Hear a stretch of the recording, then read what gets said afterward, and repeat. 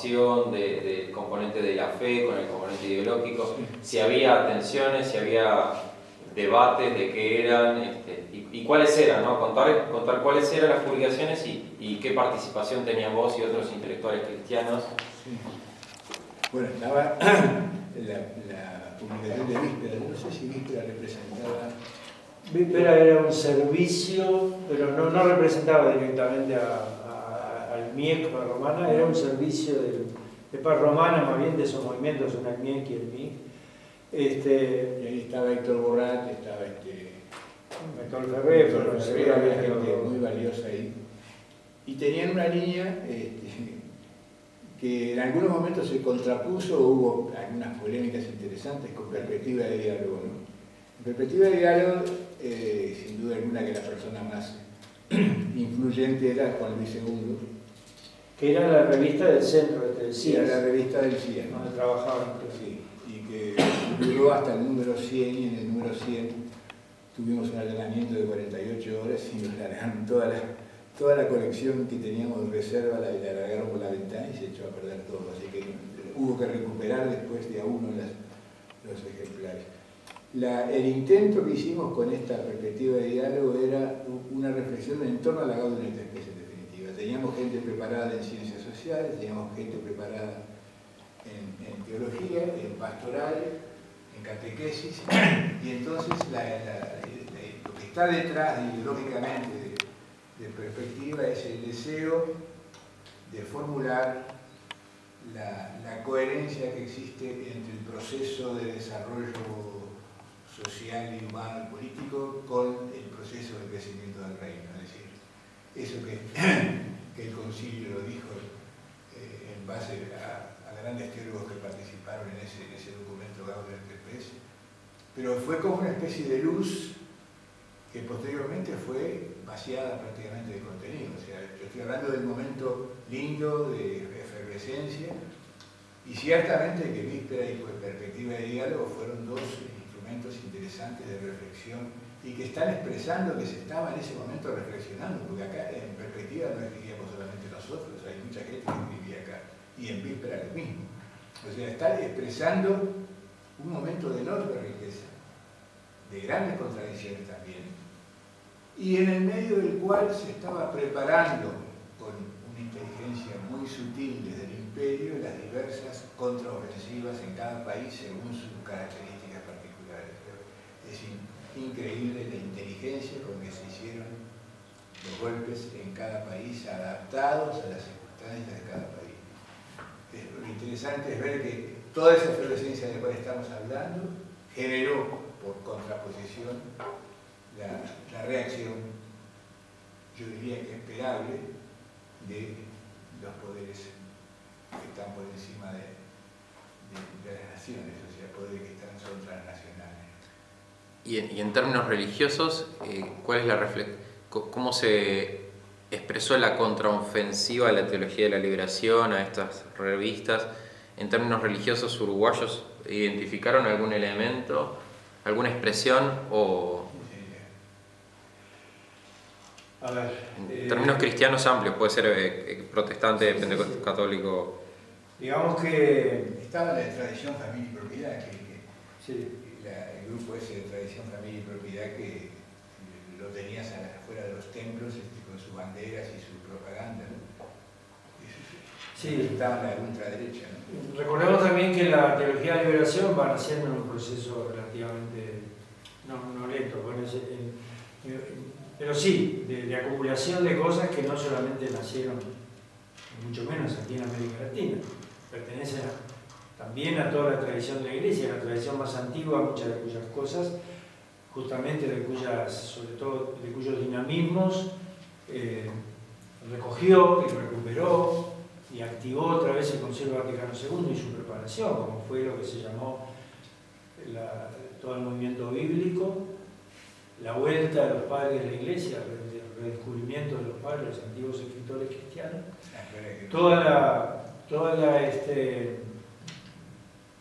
la teología que se había ido procesando, la teología nueva que se llamó, sobre todo en Francia, en los años 40 y 50, un poquito antes también, pero en esos años, y que también había mucha influencia, digamos, mucho intercambio, bastante intercambio ya, con la teología protestante. Estoy hablando concretamente de Europa todavía para esos años 40 y 50.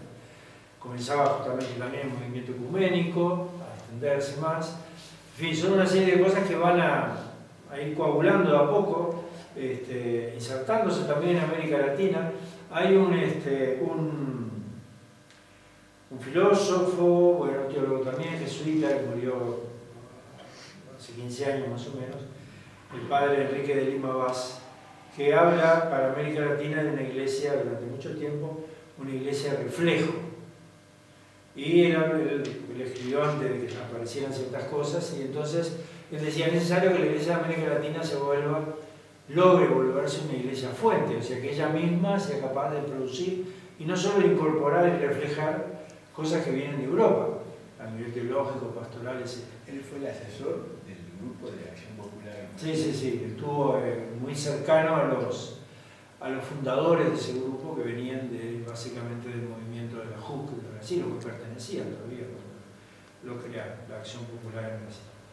Claro, pero en el 64 Brasil vino el golpe de Estado y todo eso quedó absolutamente condicionado. De hecho, en la teología de liberación, Gustavo Gutiérrez, que me reconocido, así por lo menos, el que publicó la primera obra con ese título específicamente, este teólogo peruano también, que vive actualmente, yo estuve hace menos de 15 días con él, está muy mayor, pero está bien, sí, está bien. Y sigue enseñando todavía en Estados Unidos, vaya la mayor parte del año, porque en Perú nunca lo han dejado enseñar, o sea que... pero bueno, en el año 71 sale el libro de Gustavo Gutiérrez, pero en el año 69 realizó una visita bastante larga a Brasil, en donde tuvo diálogos reposados, digamos, y profundos con asesores o ex asesores, curas concretamente del movimiento de la JUC brasileña. Y JUC, digo, no, porque acá en Uruguay hubo también la JUC, no nos equivoquemos. La JUC es la Juventud Universitaria Católica, JUC en Brasil. Bueno, y él reconoce que todo eso que conversó, que pudo ver de la evolución de este movimiento en Brasil, que como digo fue un poco anterior a la del Uruguay, un poquitito anterior a la de Argentina, que también había tenido su desarrollo, por más que ahí iba a incidir también directamente en la cuestión del peronismo, que lo supera bastante, ¿no? Y bueno, él reconoce, Gustavo Gutiérrez, que ese viaje a Brasil fue muy importante para él, para llegar ahí ya perfilar. Él de hecho escribió una primera cosita que fue publicada acá por primera vez en América Latina, en Montevideo, en un servicio de documentación, un dato que me olvidé, lo digo así muy al pasar, que también en el año 65, aquí en Montevideo, se creó el Secretariado Conjunto del Movimiento Internacional de Estudiantes Católicos, Paz Romana, y de la JEC, Juventud Estudiantil Católica Internacional. Era por primera vez en la interna de esos dos movimientos, que estaban extendidos en todos los continentes.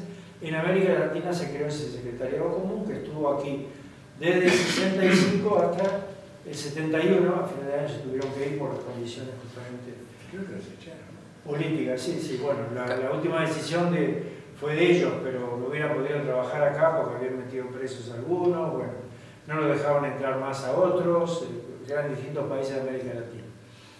En pleno Pachecato, bueno, en realidad después de las elecciones, enseguida después de las elecciones del 71. Estamos para volver a la pregunta, ¿algún elemento de contraofensiva, esto que decías vos, sí, a nivel teológico o a nivel político? ¿Cómo se combatió la teología de la liberación? Bueno, en América Latina sí, desde el Vaticano. Desde muy temprano hubo reacciones, aunque a decir verdad hasta el año, bueno, casi el año siguiente. El año siguiente hubo una asamblea del CELAM, no una reunión, una conferencia general, una asamblea que son ordinarias, en donde se renovaron las autoridades, y ahí apareció como secretario general del CELAM una figura llamada, bueno, a ser muy importante, desgraciadamente para nosotros, sí, Monseñor López Trujillo, el obispo colombiano, después después fue también presidente de CELAM, después fue cardenal y después estuvo en el Vaticano, que lideró esa, de a poco, ¿no? Lideró esa ofensiva contra la teología de la liberación. Él tenía una relación muy conflictiva con este movimiento, perdón, con este movimiento de la JU en Colombia que se llamaba equipos universitarios, y bueno, reprodujo, no creí que me iba. Ahí va a buscar un vaso de agua. Cachito.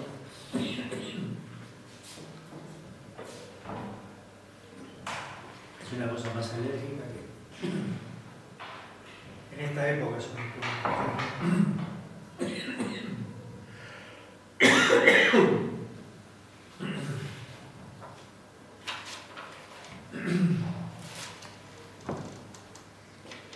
Y bueno, también a través de López Trujillo progresivamente, bueno, no solo a través de López Trujillo, había muchos otros obispos que en la medida en que quienes habían liderado sobre todo el proceso anterior y inmediatamente posterior a Medellín, las grandes figuras, ¿no?, inaugurales, digamos así, de ese episcopado latinoamericano que empezaba a ser conocido, bueno, emblemáticamente don Elder Cámara, don Manuel Larraín, que era el presidente del CELAM en el 66, pero murió ahí, que fue el que ideó, junto con don Elder, pensó Medellín, pensaron el CELAM, etc.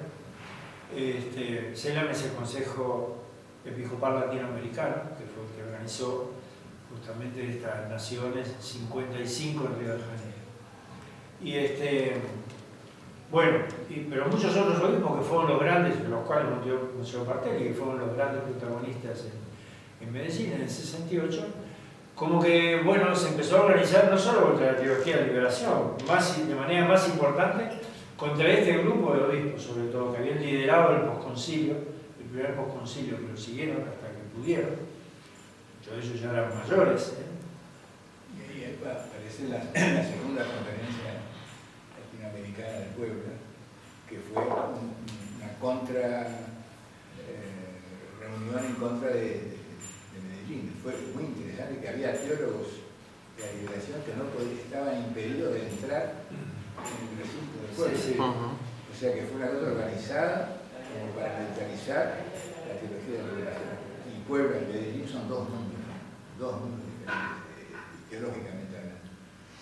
Y al mismo tiempo, bueno, Puebla de todos modos son 11 años después de Medellín. La reacción esta comenzó antes, pero de alguna manera pretendió sobre todo que tener una culminación en Puebla, como decir, bueno, no, ya salimos de la locura de este primer posconcilio y sentamos cabeza, etc. Tal vez vale por si finalmente se juzga necesario en el conjunto, pero vale recordar que, digamos, una especie de efecto de contagio que tuvo Medellín aún a otro nivel que el latinoamericano, y es que los documentos, siendo Medellín como Puebla, antes de la primera que fue Río de Janeiro en el 55, la primera conferencia, todas siendo de hecho de carácter consultivo, porque no tienen posibilidad de decidir, de decir estos documentos son, salvo que ellos personalmente decían, los que estamos reunidos acá nos comprometen y nos comprometemos con ellos, pero después que fueran obligatorios, digamos, como norma o como guía para todo el episcopado latinoamericano, no tenía la conferencia por la estructura misma. Bueno, no pertenece a lo dogmático esto, la estructura misma actual de la Iglesia Católica, los niveles así que llamamos malamente jerárquicos, pero bueno. Sin embargo, los documentos finales de Medellín, sin ninguna corrección, fueron aprobados por el Papa. O sea que les dio, él lo único que hizo fue como decir, bueno, con todo lo que eso significa desde el punto de vista canónico, Pablo VI, sí. En el 68, Pablo VI estuvo todavía 10 años más, justamente hasta la víspera de Puebla. Y Pablo VI lo que hizo fue, de hecho, firmar los documentos. Cuando después siempre han necesitado una aprobación corrida en el tiempo, en la que además suceden determinado volumen o grado de correcciones que se hacen en Roma. Así sucedió con Puebla, así sucedió con Santo Domingo, sucedió menos en Aparecida, que fue la última en 2007. Nos queda muy poquita batería Perdón. y quiero ser bien Sí, no. concreto en dos cosas que les quiero preguntar, porque no han aparecido hasta ahora. Uno es, ¿qué era Cristianos por el Socialismo? ¿Hubo un movimiento que se llamó así? Acá no. En Uruguay, ¿no? Bueno, no sé si no. Si Claro. algunos se autodenominaron en algún momento, yo no lo recuerdo. Fue un fenómeno más bien de otros países. De otros países, Tiene está. en Chile concretamente. Esa era una duda que tenía. Y otra cosa que quería preguntarle, que también para que quede destacado, ¿cuál fue el rol teológico y político de Juan Luis II, tanto a nivel social y eclesial? ¿Quién fue Juan Luis II brevemente y cuál fue su rol así? Sí, para mí es una de las mentes teológicas. Introducí el nombre porque mi pregunta no va a aparecer. Introducí Juan Luis II porque mi pregunta no va a aparecer. Juan Luis II, personalmente, yo conviví muchos años con él en el mismo centro y me parece que es una de las mentes teológicas más importantes que hemos tenido.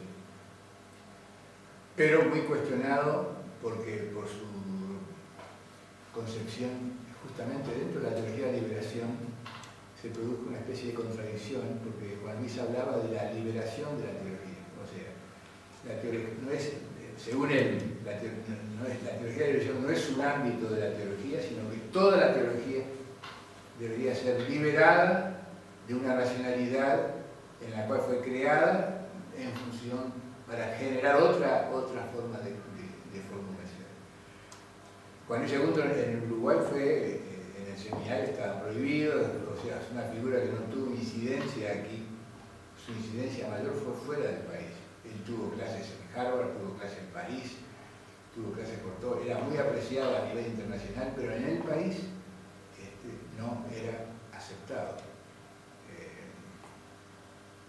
Al punto se llegó que tanto él como yo no podíamos tener contacto con los estudiantes jesuitas en la última etapa. Tenían prohibido los estudiantes jesuitas que estaban acá ir a la casa donde vivíamos Juan Luis y yo. Bueno, son cosas que suceden, no es para criticar a los que lo hicieron, eran contextos que sucedían, pero la figura de Juan Luis fue muy controvertida. Y para mí, sus libros siguen siendo muy luminosos y reflejos de una época que ya no existe. O sea que sería el momento de resucitar todo ese pensamiento.